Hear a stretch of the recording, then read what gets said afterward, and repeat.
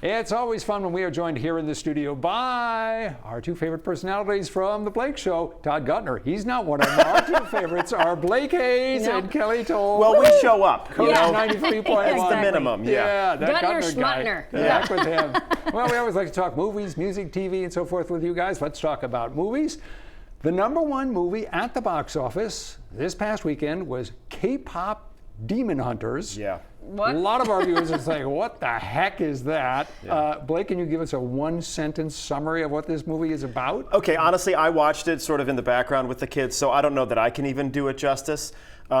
Twice it's been on in the house so far, but they're making a band or something and they're hunting demons and it involves singing as being powerful. It's an animated K-pop trio. Yes. And they're hunting demons. So the title basically tells you the whole thing. Cool. What's interesting, though, is this is a sing-along movie. Yeah, they're putting a sing-along out. The world will know you as pop stars.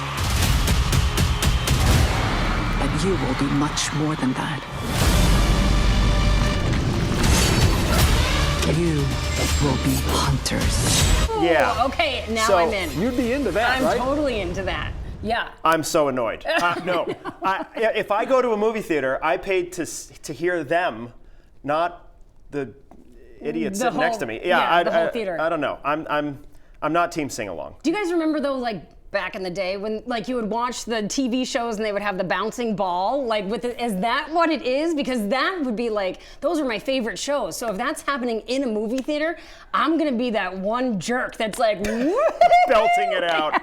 I'm getting kicked out. I'm gonna shut the whole thing down. You can actually sing. What's annoying is when people are seated next to someone like me and they just want to... So let us know when you go to see it then. Yeah, maybe tomorrow night. Let's talk about the new album that's coming out from Taylor Swift, The Life of a Showgirl. Yeah. What's curious about this is it's coming out on vinyl, understandable, but also on cassette tape. How's your cassette player working these days? So it's not. I don't know. It's not. I don't even know where you could get a cassette player.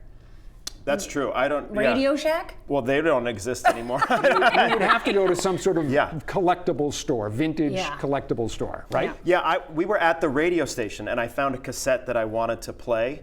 And at the radio station where we have audio equipment out the wazoo, I could not find a cassette player. There was one. I keep thinking about when you stuck the pencil eraser into the like little thingamajiggies and went little disc to like try to like fix your cassette. Well, that's imagine like explaining to kids that they have to put it in, and then if they want to go to the next song, they have to fast forward and then play and fast forward and play. And side A, too B. far. Rewind, play. Right. Somebody clearly gave thought to this and figured it's good branding or something like that, but it's curious and interesting decision. Vintage is in. Yeah, vintage is always in. Yep. Let's talk about movies. Old movies, vintage movies, have become a thing back on the big screen in the commercial theaters. This summer in Portland, I saw on the big screen at Nickelodeon The Godfather and Godfather Part 2. Ooh, so good. I saw at another theater One Flew Over the Cuckoo's Nest. And this is happening nationwide. Black Swan is one of them. Breakfast Club is coming back. Apollo 13. So it gives you a chance to see things again on the big screen. No commercials. Do we like this trend? Well, they don't make movies like they used to. Tell you what. Are you dissing K-pop Demon Hunters? Are you saying it's no Godfather? This is me on the rocking chair. Yeah. Okay. I would, if I could see Jurassic Park, the original in a movie theater, I would totally go to that. Or Star Wars. Yeah.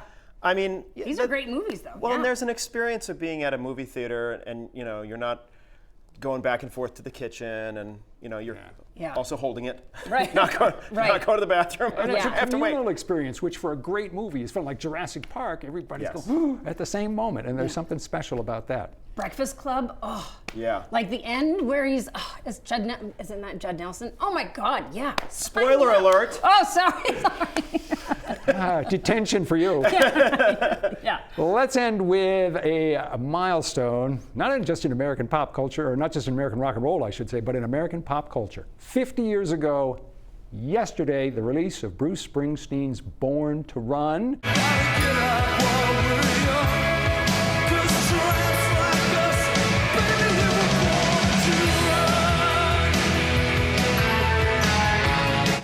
And there's an interesting thing about The Boss that I hadn't known that you guys brought to my attention. Well, now that we're saying it on television, I'm really hoping I'm right about this. But I'm pretty sure he's never had a #1 song. The Boss.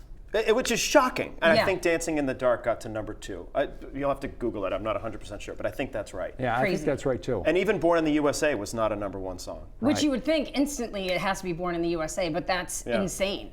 Can we say, Bruce Springsteen, for his age, looks phenomenal. Smoke show. And wherever he's getting his little tweaks and pulls or whatever done, that's a good doctor. Yeah, I'm not kicking him out of bed.